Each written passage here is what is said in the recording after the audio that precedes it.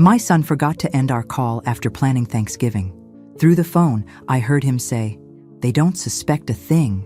His wife replied, "Rich old people are always the easiest to kidnap." I called a private investigator that hour. Where are you watching from today? Drop your location in the comments below and hit that like and subscribe button. You know, after 35 years of raising David, you'd think I'd learned to hang up the phone properly. But there I was, Thursday afternoon, holding my cell phone like it might explode while listening to my own son plot my kidnapping. The irony wasn't lost on me that the same kid who couldn't remember to call on my birthday had just forgotten to end our call about Thanksgiving dinner. "David, honey, are you still there?" I'd asked, but got no response. I was about to hang up when I heard footsteps and Christina's voice clear as day. Did she buy it? That was my daughter-in-law, sweet Christina, with her perfect smile and designer handbags. "Hook, line, and sinker," David replied. David. "She's so excited about hosting Thanksgiving. She even offered to make her famous apple pie." I pressed the phone closer to my ear, my heart starting that familiar flutter it gets when something's wrong. Maybe they were planning a surprise. Maybe this was about a gift or... "Perfect timing too," Christina continued. "With the gambling debts piling up, we need that inheritance money now. The plan's foolproof." My legs suddenly felt weak. I sank into my kitchen chair, the one with the faded floral cushion that Harold had bought me 20 years ago. "You sure the sedatives will work fast enough?" David's voice carried that same tone he'd used as a teenager when asking if I'd cover for him with his father. "Trust me, I've done my research. 2 dissolved pills in her evening wine, she'll be unconscious within 30 minutes. We'll move her to the cabin, send the ransom note to herself from her own email account. Make it look like professionals targeted her because of Harold's insurance money." The room started spinning. These weren't strangers discussing some movie plot. This was my son, my boy who used to bring me dandelions and called them flowers, planning to drug and kidnap his own mother. And if she doesn't pay quickly enough? Christina's voice had that calculating edge I'd noticed creeping in over the past year. "Then we make it look like the kidnappers got impatient. Tragic accident. Either way, we inherit everything." David's laugh made my blood freeze. Rich old people really are the easiest targets. Too trusting, too predictable. I ended the call with shaking fingers and sat there in my empty kitchen, staring at the Thanksgiving menu I'd been planning.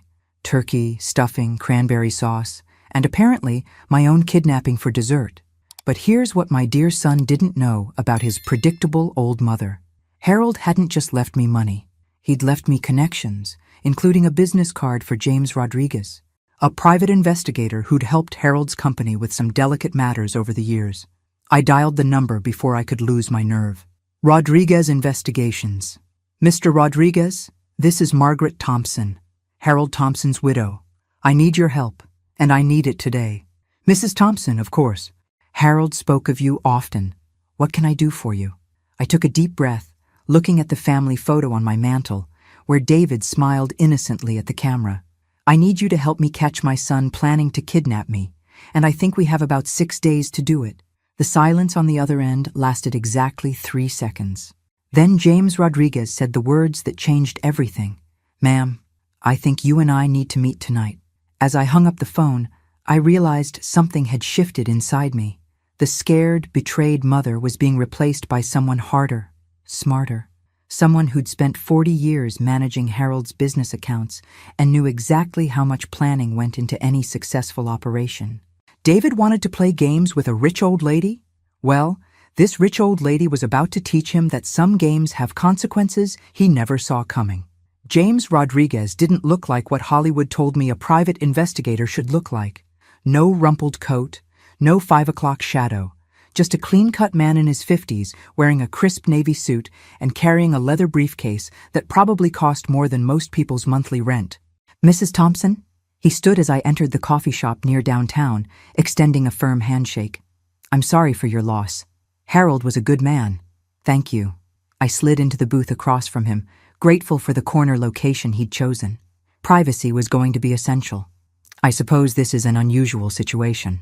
In 30 years of investigations, I've learned that family cases are never usual." He opened his briefcase and pulled out a digital recorder. "Do you mind if we record this? It helps me keep facts straight." I nodded, and he pressed a small button. November 15th, 2025. Initial consultation with Margaret Thompson. Mrs. Thompson, can you tell me exactly what you heard? I recounted the entire conversation, watching his expression shift from professional interest to genuine concern. When I finished, he was quiet for a long moment. Mrs. Thompson, how much money are we talking about? Harold left me $2.8 million plus the house and his investment portfolio. David knows about the inheritance, but I don't think he realizes the full amount. James made notes on a legal pad. And the gambling debts David mentioned? I had no idea he gambled, but it explains why he's been asking for loans lately. Small amounts, a few hundred here and there. He said it was for car repairs, house maintenance. I felt foolish admitting it. I gave him money because he's my son. When is this Thanksgiving dinner supposed to happen? Thursday, November 23rd, at my house. They usually arrive around 4 o'clock. James consulted his calendar. That gives us 8 days, plenty of time. He looked up, his dark eyes serious. Mrs. Thompson, I have to ask, are you certain you want to do this? Once we start recording evidence, there's no going back. Your relationship with your son will never be the same. I thought about David's laugh when he discussed making my kidnapping look like a tragic accident. Mr. Rodriguez, I buried my husband 3 years ago. I've been lonely, sure, but I never felt truly alone until today. My relationship with my son ended the moment he decided I was worth more dead than alive. He nodded slowly. All right then, here's what we're going to do. First, I'll run background checks on both David and Christina. Financial records, phone records if possible, any criminal history. Second, I'll install surveillance equipment in your house, hidden cameras and audio recording devices. Is that legal? It's your house. Mrs. Thompson, you can record anything that happens in your own home. He made another note. Third, we'll document everything they do between now and Thanksgiving. Every visit, every phone call, every suspicious behavior. The magnitude of what we were planning hit me. What if they suspect something? Then we adapt. But Mrs. Thompson, you have one huge advantage here. What's that? James Rodriguez smiled, and for the first time since answering David's call, I felt something other than fear. They think you're just a helpless old lady. They have no idea they're dealing with Harold Thompson's widow. He was right about that. Harold had built his business by being 2 steps ahead of his competitors. Apparently, he'd married a woman cut from the same cloth. When do we start? I asked. Tonight. I'll install the basic equipment after dark. Tomorrow morning, you call David and Christina. Act normal, excited about Thanksgiving. Can you do that? I thought about 40 years of corporate dinners where I'd smiled and made small talk with people Harold couldn't stand. Mr. Rodriguez, I perfected the art of acting normal decades ago. One more thing, Mrs. Thompson. From this moment forward, you can't tell anyone about our plan. Not friends, not neighbors, nobody. Can you handle being completely alone with this secret for the next 8 days? I looked around the coffee shop at couples sharing dessert and families laughing together. After Harold's death, I'd gotten used to being alone. But this was different. This was choosing to be alone while surrounded by people who wanted to hurt me. I've been handling things alone since Harold died, Mr. Rodriguez. I think I can manage 8 more days. As we left the coffee shop, James handed me a cell phone. This is a secure line. If anything feels wrong, anything at all, you call me immediately, day or night. Walking to my car, I realized that for the first time in 3 years, I had a purpose beyond just existing. David and Christina thought they were hunting a wealthy widow. They had no idea the widow was about to start hunting back. The next morning, I called David at exactly 9 o'clock, right after his first cup of coffee. After 35 years of being his mother, I knew his schedule better than he did. Hey, Mom. His voice was cheerful, the same tone he'd used yesterday when planning my kidnapping. What's up? I just wanted to confirm Thursday's menu, honey. Are you still bringing the wine? Of course. Christina picked out something special. She said you'd love it. I bet she did. Probably something that would hide the taste of sedatives. That's wonderful, dear. Oh, and I was thinking, maybe you could come a little earlier? Say around 2 o'clock? We could spend some extra time together? There was a pause. 2 o'clock? That's pretty early, Mom. I thought we agreed on 4. I know. Sweetie, but I've been feeling a bit lonely lately. It would mean so much to me. I put just enough waver in my voice to sound pathetic without being suspicious. Unless you have other plans. No, no plans. 2 o'clock is fine. Christina will love the extra time to catch up with you. I'm sure she would. 2 extra hours to drug me probably sounded like a gift. After hanging up, I reviewed the notes James had given me. Act normal, but gather intelligence. I needed to understand exactly what David and Christina were planning, and more importantly, what had driven them to this point. At 11 o'clock, I drove to David's office. He worked as a sales manager at a car dealership, the kind of job that looked respectable, but came with unpredictable income, perfect cover for someone with gambling problems. Mrs. Thompson, the receptionist, a young woman with bright pink hair, greeted me warmly. David didn't mention you were coming in? It's a surprise. I brought him lunch. I held up the bag from his favorite deli. Is he with a customer? Conference call, but he should be done in 10 minutes. You can wait in his office if you want. David's office was small but neat, with family photos on his desk and sales awards on the wall. I set the lunch on his desk and casually glanced around while the receptionist returned to her duties. His computer screen showed an email program, and while I couldn't read the details, I could see several messages marked urgent in red. His desk calendar had appointments marked AC and MM for the past 3 weeks, always on Fridays after work. The filing cabinet next to his desk was unlocked. I opened the top drawer and found what I was looking for. Bank statements. David had always been careless with paperwork. The numbers told a story that made my stomach clench. 3 months ago, David's checking account had regular deposits from his salary and small withdrawals for normal expenses. Then suddenly, massive withdrawals. $5,000, $8,000, $12,000. His savings account, which had shown a healthy $45,000 balance in August, was now overdrawn. But worse were the credit card statements. David owed $67,000 across 6 different cards, with most of the charges at places called Riverside Gaming and Lucky Strike Casino. Mom? I spun around, my heart hammering. David stood in the doorway, his expression shifting from surprise to suspicion. I brought you lunch, honey. I gestured to the bag on his desk, hoping my voice sounded steadier than I felt. You were looking through my filing cabinet. It wasn't a question. I was looking for a pen to leave you a note. The drawer was already open. The lie came smoothly, a skill I'd learned during Harold's business dealings. I hope you don't mind the intrusion. David's shoulders relaxed slightly. Sorry, I'm just stressed about work. Big sale falling through. He moved to his desk and closed the filing cabinet. Thanks for lunch, but I have another call in 5 minutes. Of course, sweetheart. I'll let you get back to work. I kissed his cheek, the same way I had when he was 8 years old and scraped his knee. See you Thursday. Driving home, I called James Rodriguez using the secure phone. What did you find? David's in debt for at least $67,000. Probably more. Gambling debts to what look like professional operations. The kind of people who don't accept late payments gracefully. That explains the timeline pressure. Those organizations don't give extensions. James, what if this isn't just about greed? What if David's in real danger from these people? There was a pause. Mrs. Thompson, does that change your feelings about what he's planning to do to you? I thought about David's laugh when discussing my tragic accident. No, I suppose it doesn't. Desperation might explain his actions, but it doesn't excuse them. Good, because we found something else today. Christina's background check came back with some interesting information. What kind of information? The kind that suggests she's done this before. I'm sending a file to your email address now. Mrs. Thompson, I think you need to understand exactly who your daughter-in-law really is.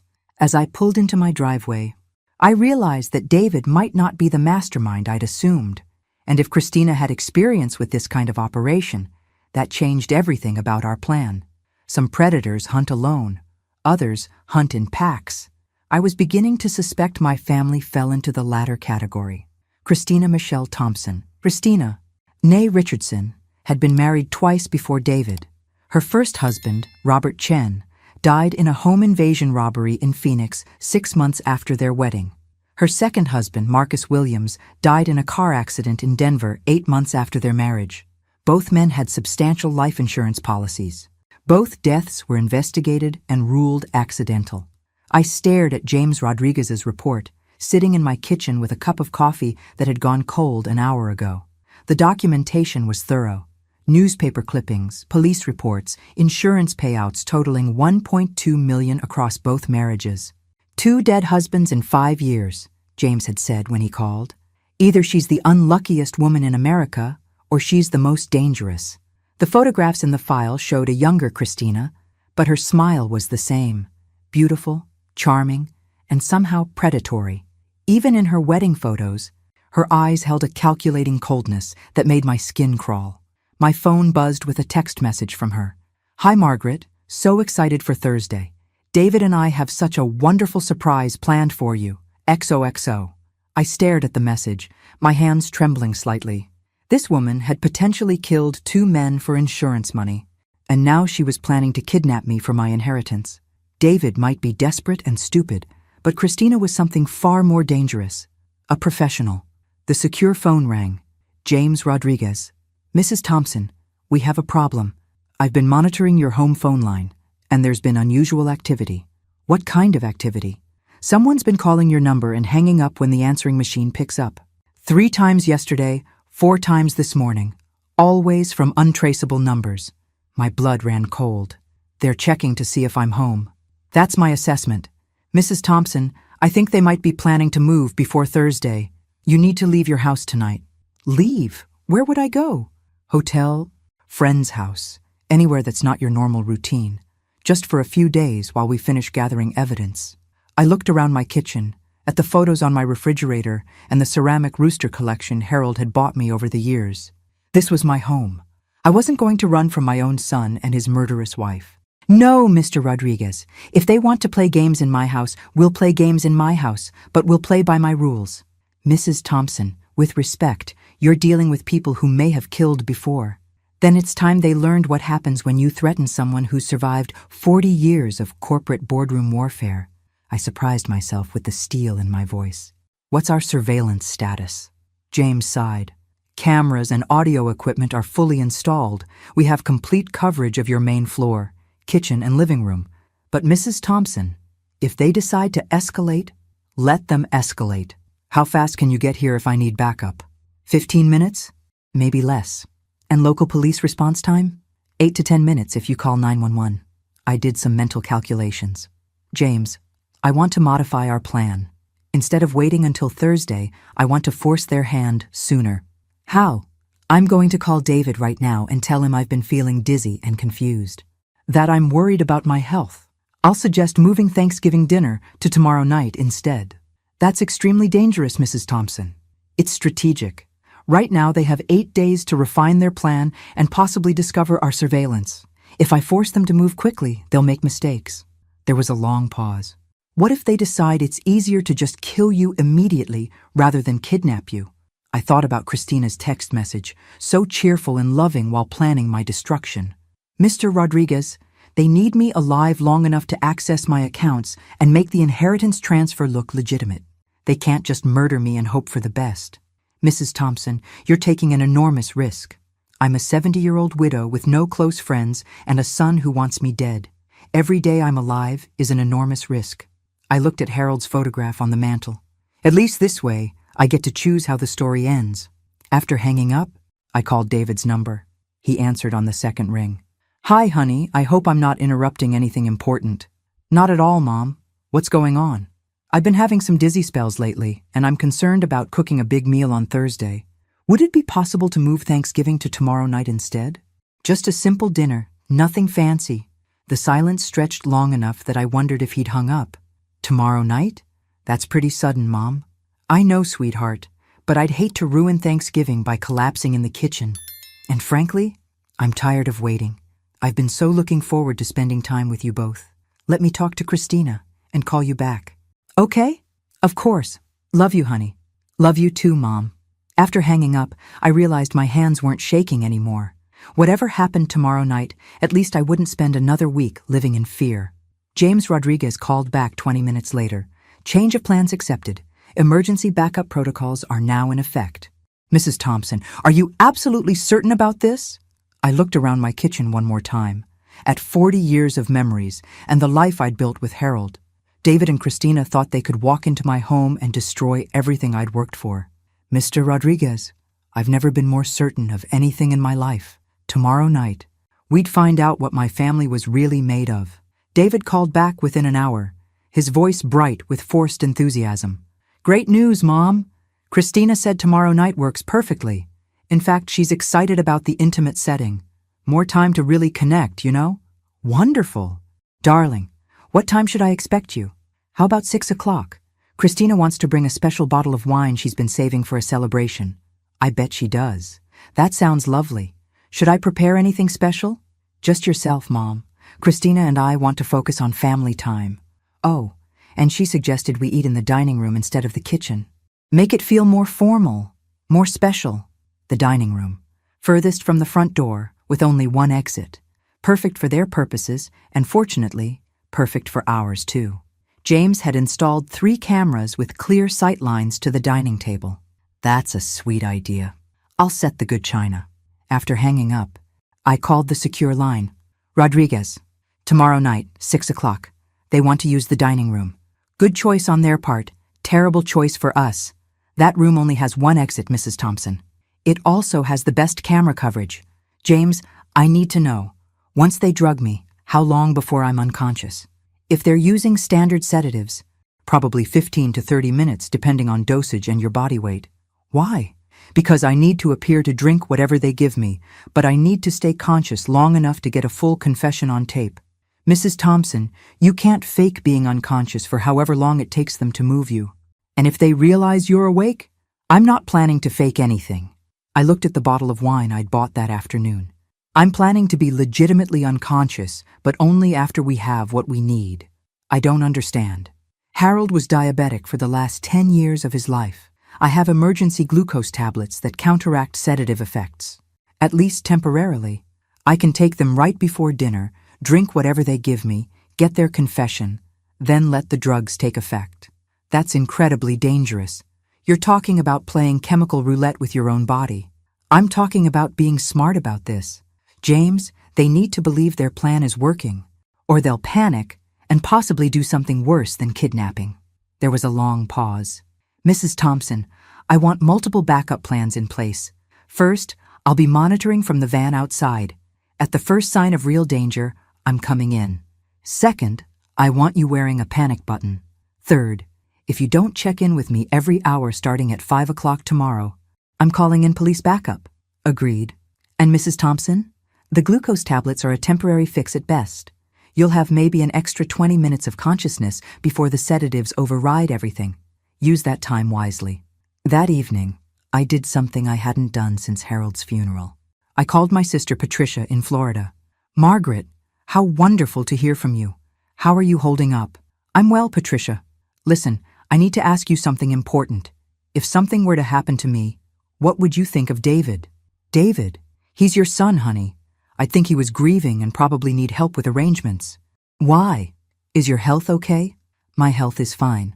But Patricia, if the police ever tell you that David was involved in something terrible, I want you to believe them. Margaret, you're scaring me. What's going on? I can't explain right now, but I need you to promise me something. If anything happens to me, make sure the police investigate thoroughly. Don't let anyone tell you it was an accident or natural causes. Margaret, promise me, Patricia. I promise. But you're really frightening me. I love you, sister. Take care of yourself. After hanging up, I wrote a letter explaining everything and placed it in an envelope addressed to Patricia. If James Rodriguez's plan failed, at least someone would know the truth. I spent the rest of the evening preparing. Glucose tablets hidden in my pocket, emergency cash in my purse, copies of important documents in a safety deposit box across town. Harold had always said the key to any successful negotiation was having multiple exit strategies. Tomorrow night, I'd need all of them. At 10 o'clock, James called with final details. Mrs. Thompson, we've identified a third person who might be involved. What third person? Christina's brother, Marcus Richardson. He lives about an hour north of town, owns property that would be perfect for holding someone against their will. Phone records show he's been in regular contact with both David and Christina over the past 2 weeks. A brother.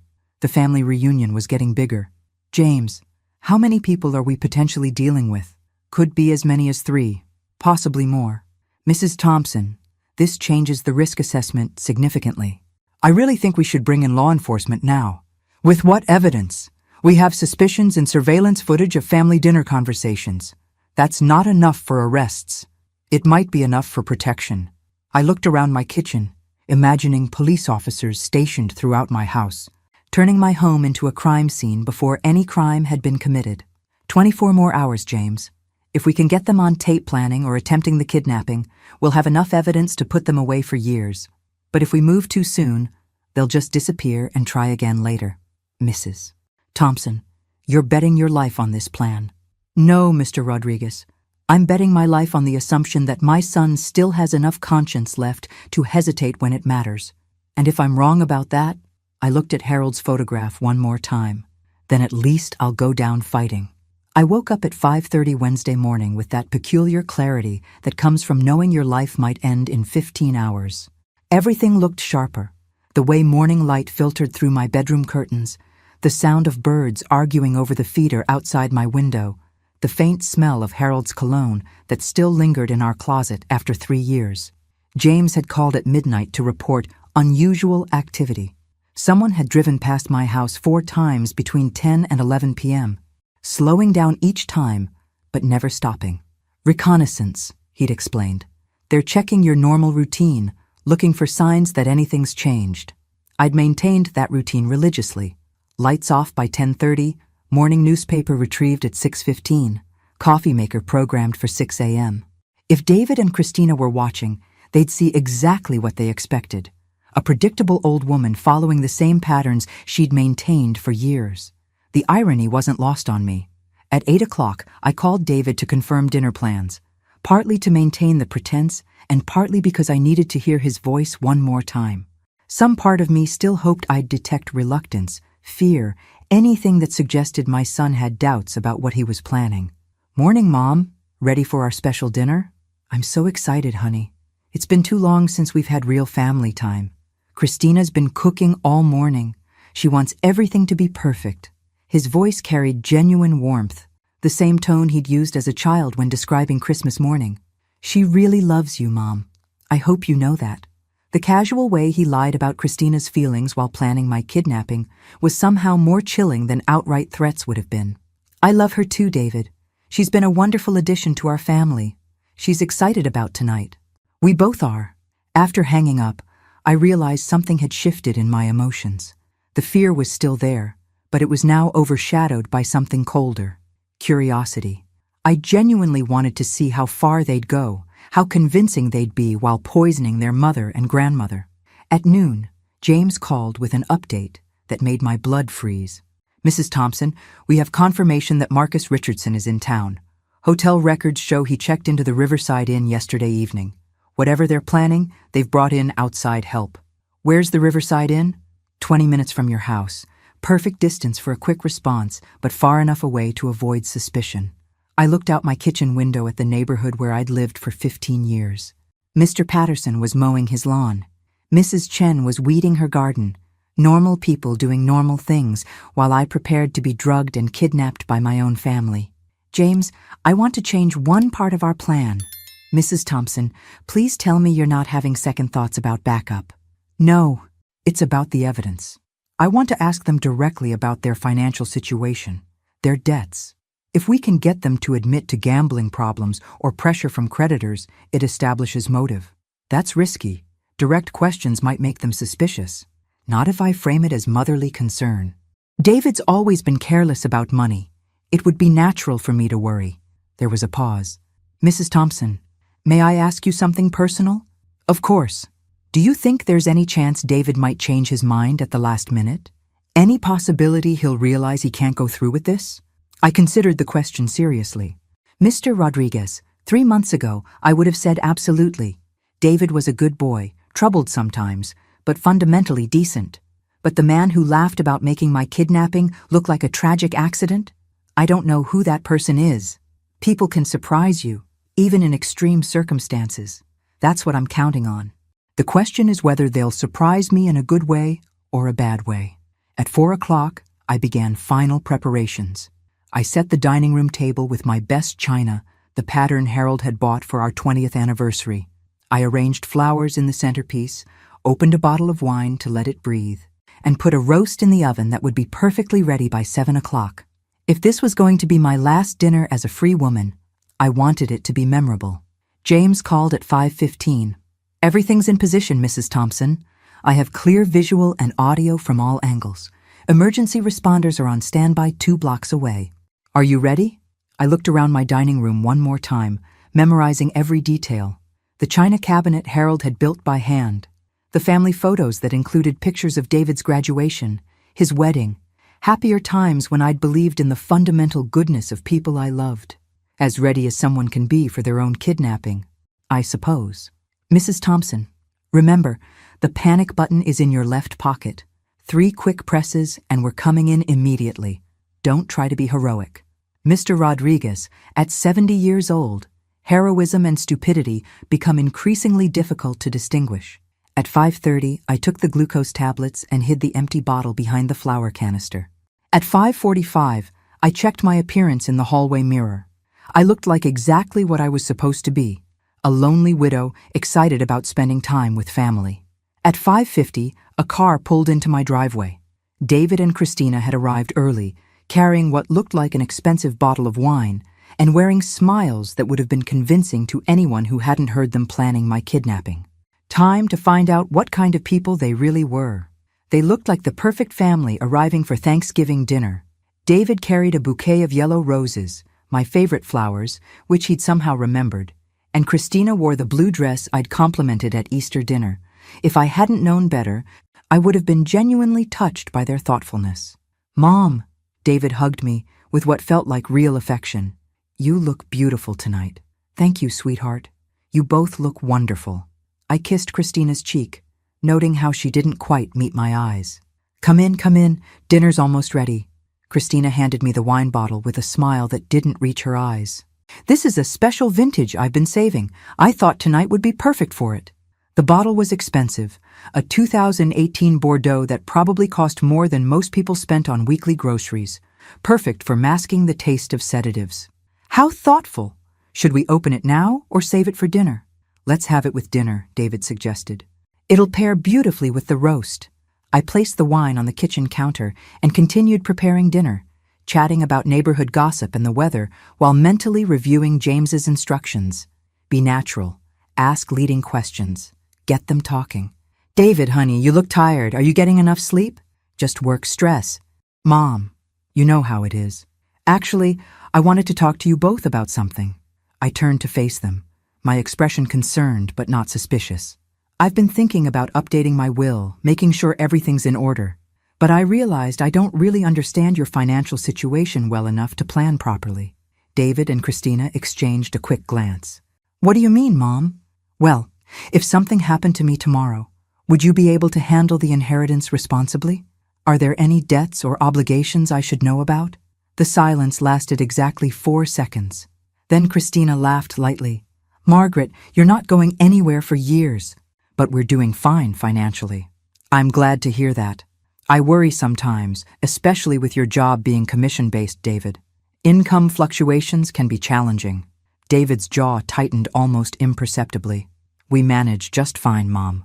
"Of course you do. I didn't mean to imply otherwise." I softened my tone, playing the apologetic mother. "It's just that Harold always said financial planning required complete honesty. If there were any gambling debts or credit card problems—" "Gambling debts?" David's voice rose slightly. "Why would you think I have gambling problems?" "Oh, sweetheart, I don't. It was just an example. Harold used to say that was the most common problem successful men faced." I watched his face carefully. "I only mentioned it because you've seemed stressed lately." Christina placed a hand on David's arm. "Honey, your mother's just being careful. That's smart estate planning."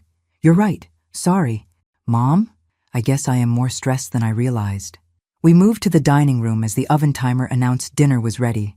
I served the roast, grateful that my hands weren't shaking, while David opened the wine. The cork came out with a soft pop, and he poured 3 generous glasses. "A toast," Christina suggested, raising her glass. "To family and to the love that binds us together." "To family," I agreed, lifting my own glass. The wine was excellent, smooth and full-bodied, with just a slight bitter aftertaste that could have been tannins or could have been something else entirely. I sipped it slowly, monitoring my body for any unusual sensations while maintaining casual conversation. "This roast is delicious, Mom," David said. "Nobody cooks like you do." "Thank you, honey. It's your grandmother's recipe. I thought you might want to take the leftovers home." "That would be wonderful." Christina refilled my wine glass without being asked. "You know, Margaret, David and I have been talking about how grateful we are for everything you've done for us over the years." "Oh, nonsense. That's what family does." "No, really." David leaned forward, his expression earnest. "The help with the house payments, the emergency loans, all of it. We don't think we've ever properly thanked you." I felt a slight dizziness, though whether from emotion or chemistry was unclear. "David, you're my son. Your happiness is all the thanks I need. Even so, we want you to know how much we appreciate your generosity." Christina's voice was warm, almost loving. Not all mothers would be so understanding about their adult children's financial challenges. Financial challenges. So we were acknowledging problems now. "Has it been very difficult?" I asked gently. "The financial pressure, I mean." David and Christina exchanged another look. "Well, since you brought it up," David began, "we have been dealing with some unexpected expenses lately." "What kind of expenses?" "Medical bills," Christina said smoothly. David had some tests done, and insurance didn't cover everything.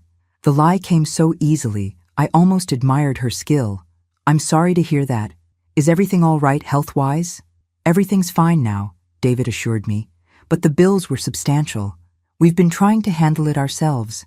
But it's been challenging," Christina finished. "We didn't want to worry you." I felt the dizziness increasing and realized the glucose tablets were losing their effectiveness. Whatever they'd given me was stronger than standard sedatives. I needed to accelerate the conversation. "How substantial are we talking about?" David hesitated. "About $60,000. Close to the truth, just a different reason." "Oh my goodness, that's a significant amount." "We've been exploring options," Christina said. "But traditional loans are difficult with David's commission-based income. Have you considered asking me for help? I hate to think of you struggling when I have the resources to assist. We couldn't ask you to take on that burden." "Mom, it wouldn't be a burden, sweetheart. It would be a gift." I watched their faces carefully. "I could write you a check tonight if it would help." The offer hung in the air between us. David looked genuinely tempted, but Christina's expression remained calculating. "That's incredibly generous, Margaret, but we couldn't accept such a large gift." "Why not? I'm planning to leave you everything anyway. What difference does the timing make?" "It makes a difference to us," David said firmly. "We want to handle this ourselves." The room was starting to spin gently, like being on a slow carousel. I gripped the edge of the table and smiled. "Well, the offer stands, if you change your minds." "Actually," Christina said, refilling my wine glass for the third time, "there is something we wanted to discuss with you tonight." "Oh? What's that?" She looked at David, who nodded encouragingly. "We've been thinking about your living situation." "Margaret, this house is so big for one person, and you're here all alone." "Here we go. I've been perfectly fine on my own, dear." "Of course you have. But David and I worry about you. What if you fell and no one was around? What if there was a medical emergency?" The concern in her voice was masterful, warm and loving, while laying the groundwork for exactly what she was planning to do. I suppose those are valid concerns. My words were starting to slur slightly. "What are you suggesting?" "We think you should consider moving to a nice assisted living facility," David said. "Somewhere with medical staff on site. Social activities, people your own age. You want me to sell the house?" "Not immediately," Christina assured me. "We could help manage the property while you transition to your new living arrangement." They wanted power of attorney. They wanted control of my assets while I was conveniently housed somewhere that couldn't interfere with their plans. That's very thoughtful." I was having trouble focusing my eyes. "Could we discuss this another time? I'm feeling a bit tired suddenly." "Of course, Mom, but maybe you should lie down for a few minutes. Just rest your eyes." David was standing now, moving toward my chair, the concerned son helping his elderly mother. This was it. Showtime. "I think that's a good idea," I said, allowing my head to droop forward slightly. "I feel so strange. Dizzy. It's probably just the wine, Margaret." Christina said soothingly.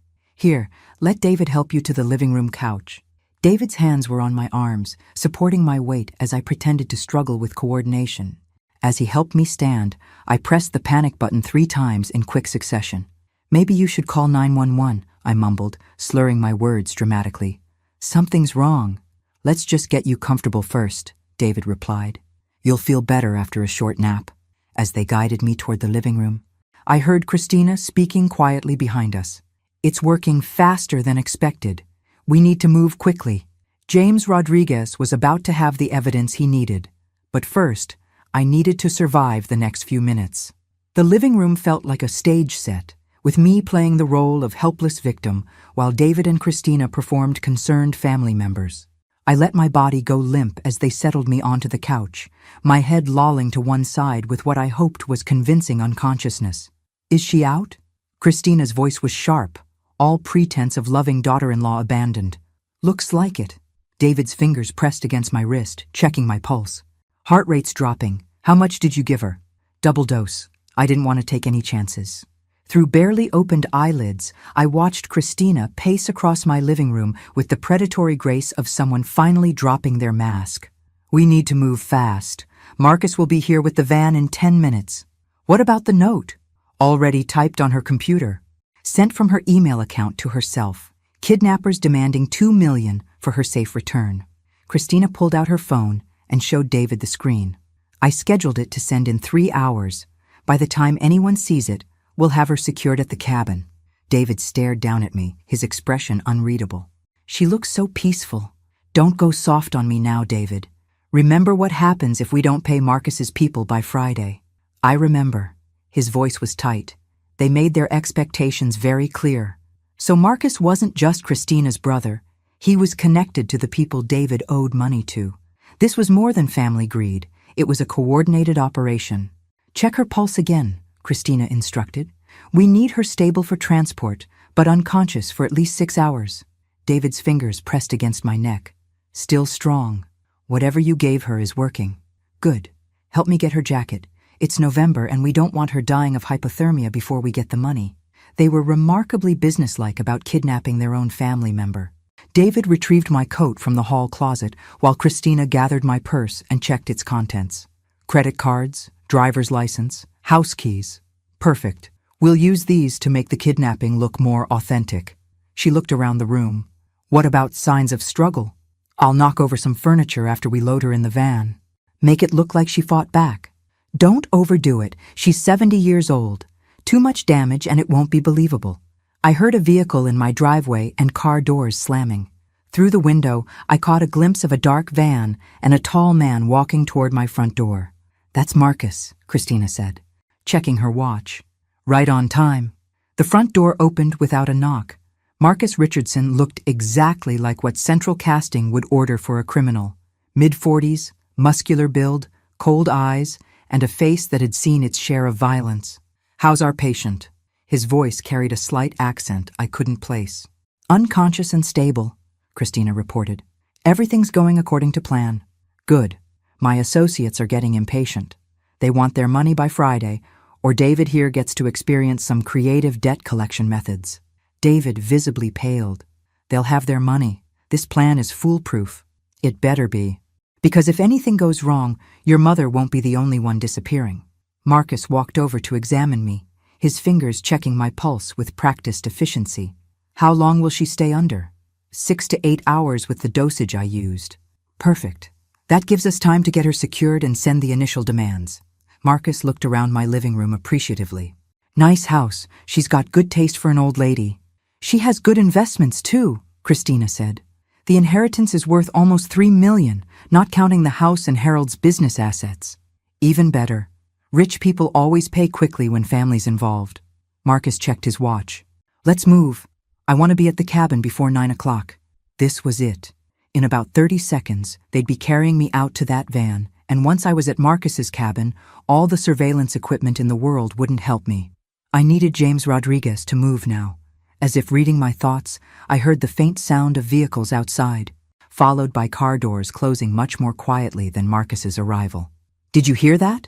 David asked, moving toward the window. Hear what? Cars. Multiple cars. Christina joined him at the window, peering through the curtains. I don't see anything.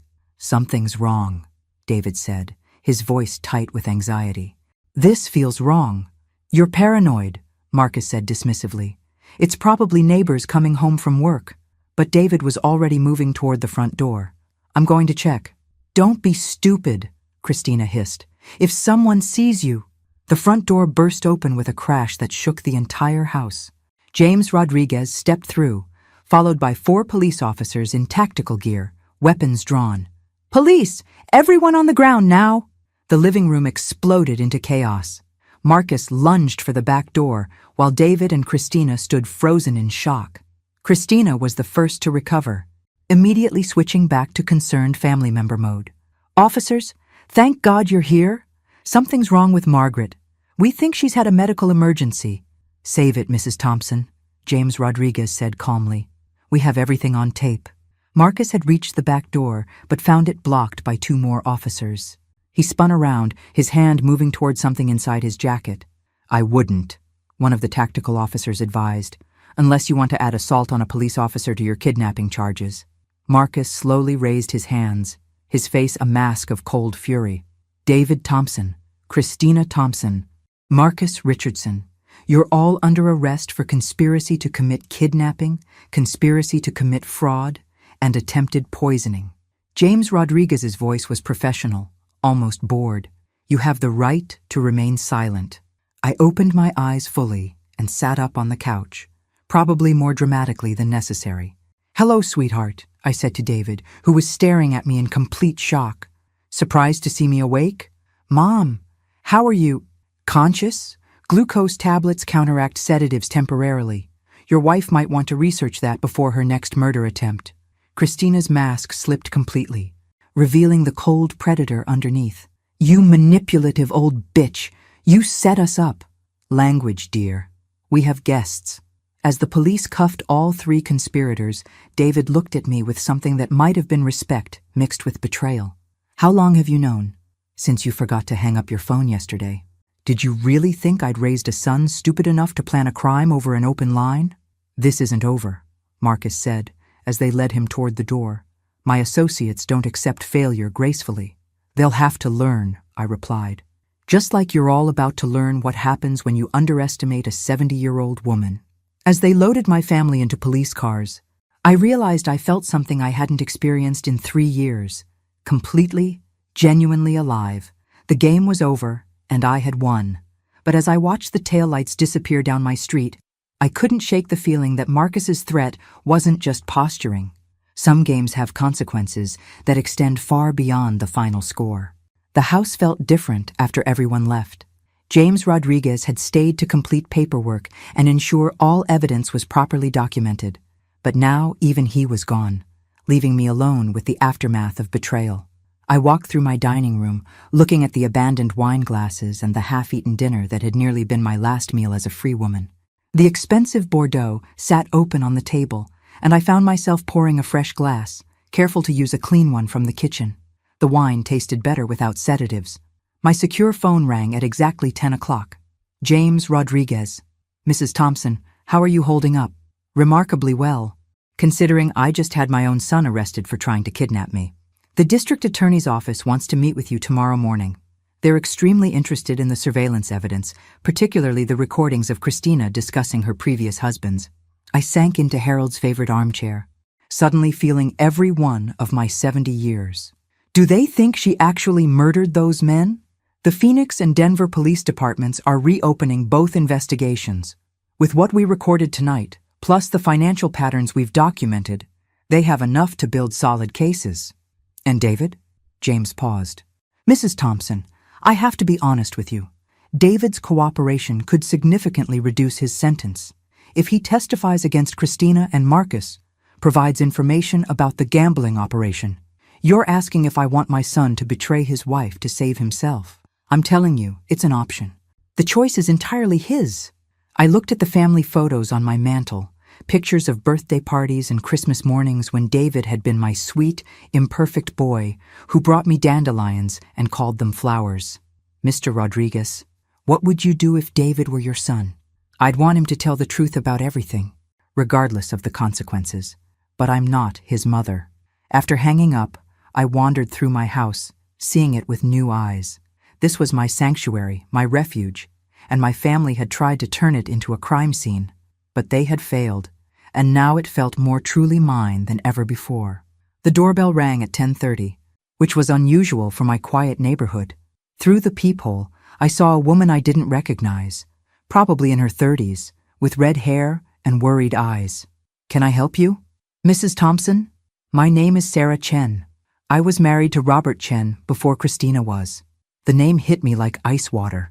Robert Chen, Christina's first husband, who died in a home invasion robbery. I opened the door, keeping the chain lock engaged. "What do you want?" "To warn you, and to thank you." Her voice was shaky but determined. "I saw the news about the arrests tonight. After 6 years, someone finally caught her." "Ms. Chen, it's late, and I've had a very long day. Please, just 5 minutes.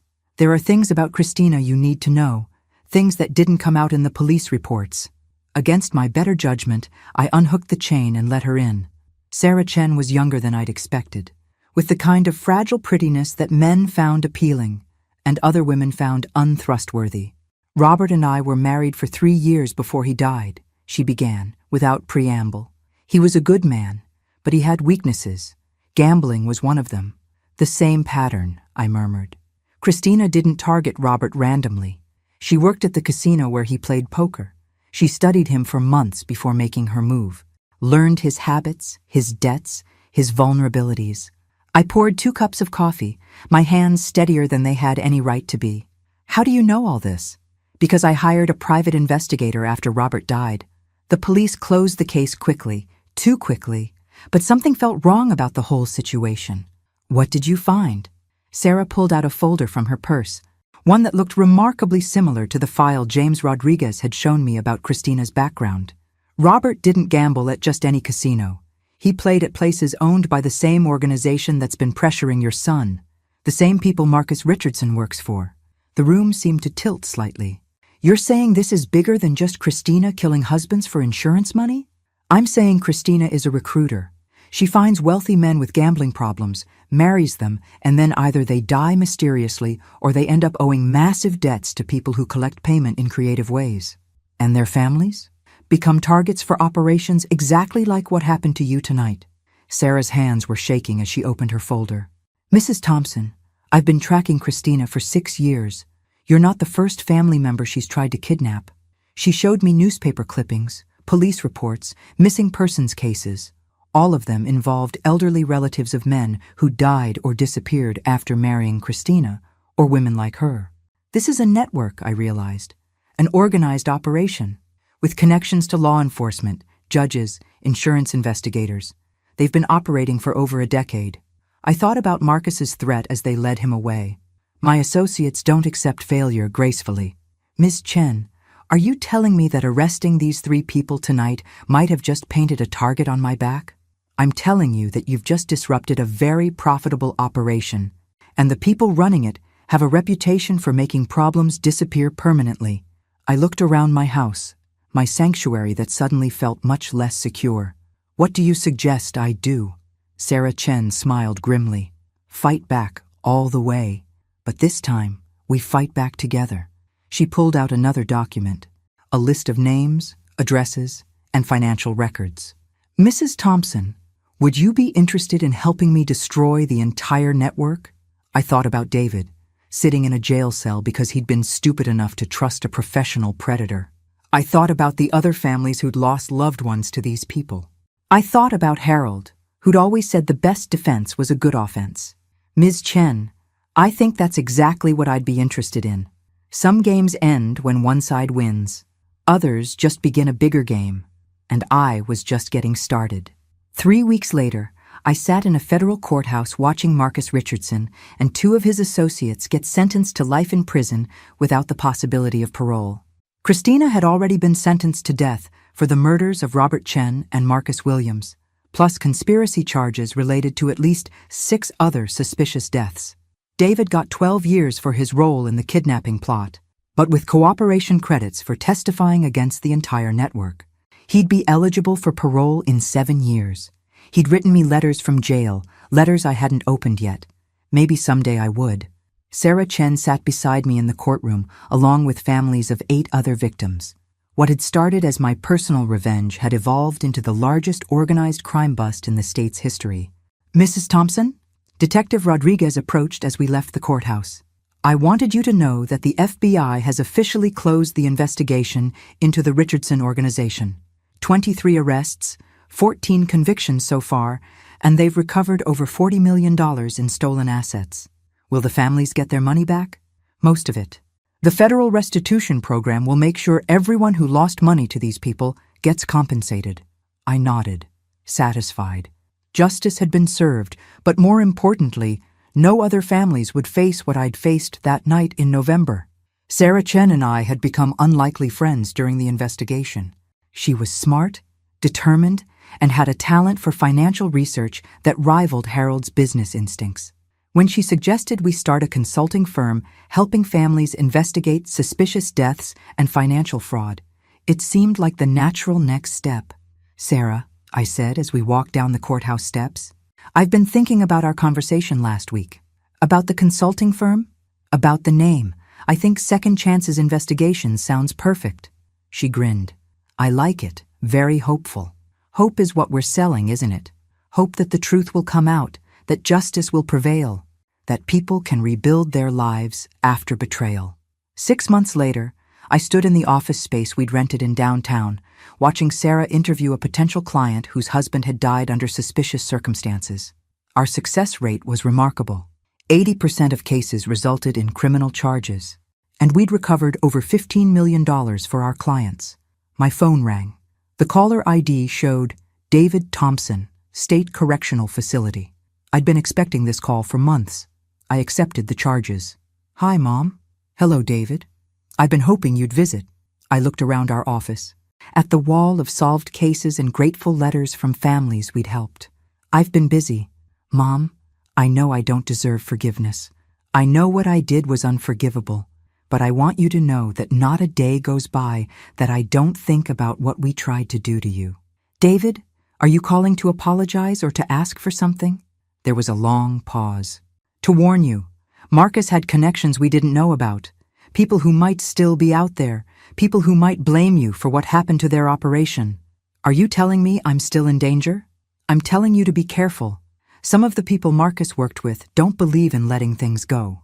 After hanging up, I realized I wasn't afraid. If someone wanted to come after me, they'd find I was no longer the naive widow who'd trusted family members with her life. Sarah looked up from her client meeting. "Everything okay? David thinks I might still have enemies from the Richardson network. What do you think?" I looked at the security system we'd installed, the panic buttons hidden throughout the office, and the off-duty police officer who worked as our security consultant. "I think anyone who wants to threaten Margaret Thompson these days had better come prepared for a fight." Sarah laughed. "You know, when I first met you that night, I thought you were just a lucky old lady who'd outsmarted some criminals. And now? Now I think you're the scariest 70-year-old woman in America. And I'm glad you're on my side." That evening, I drove home to my house, which was now equipped with the kind of security system that would make Fort Knox jealous. I cooked dinner for one, watched the evening news, and went to bed at my usual time. But unlike the old Margaret Thompson, I slept with a loaded pistol in my nightstand drawer and a direct line to James Rodriguez programmed into my phone. I'd learned the most important lesson life can teach: trust carefully, love wisely, and never underestimate the power of a woman who's tired of being underestimated. David had been right about one thing: rich old people could be easy targets. But this particular rich old lady had decided to become something else entirely: the hunter instead of the hunted. And if anyone wanted to test that theory, they were welcome to try. The game was always going on. The only question was whether you were playing to win or playing to survive. I'd chosen to win. Thanks for listening. Don't forget to subscribe and feel free to share your story in the comments. Your voice matters.